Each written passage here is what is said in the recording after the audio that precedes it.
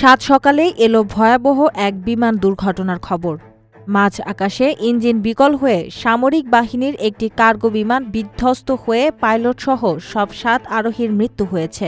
মঙ্গলবার স্থানীয় সময় একটি AN-22 সিরিজের সামরিক পরিবহন বিমান হঠাৎ নিয়ন্ত্রণ হারিয়ে মাটিতে আছড়ে পড়ে। রাশিয়ার প্রতিরক্ষা মন্ত্রণালয়ের বরাতে জানানো হয়, ইভানোভভ এলাকায় বিমানটি মেরামতের পর পরীক্ষামূলক টেস্ট ফ্লাইটে ছিল। উড্ডয়নের কিছুক্ষণের মধ্যেই জরুরি পরিস্থিতি তৈরি হয় এবং বিমানটি জনশূন্য এক এলাকায় বিধ্বস্ত হয়। এতে আরোহী ছাড়া অন্য কোনো হতাহতের ঘটনা ঘটেনি। AN-22 মডেলের এই ভারী সামরিক কার্গো বিমান সাধারণত যুদ্ধ সরঞ্জাম এবং লজিস্টিক পরিবহনে ব্যবহৃত হয়।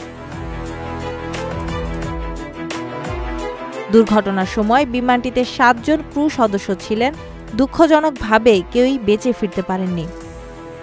ঘটনার পরপরই একটি উচ্চ পর্যায়ের তদন্ত কমিটি গঠন করা হয়েছে।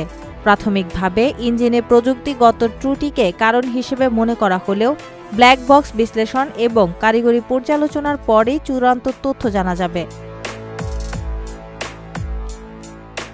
এই দুর্ঘটনা আবারও সামরিক বিমান নিরাপত্তা এবং পুরনো মডেলের কার্গো বিমানের রক্ষণাবেক্ষণ প্রক্রিয়া নিয়ে প্রশ্ন তুলেছে।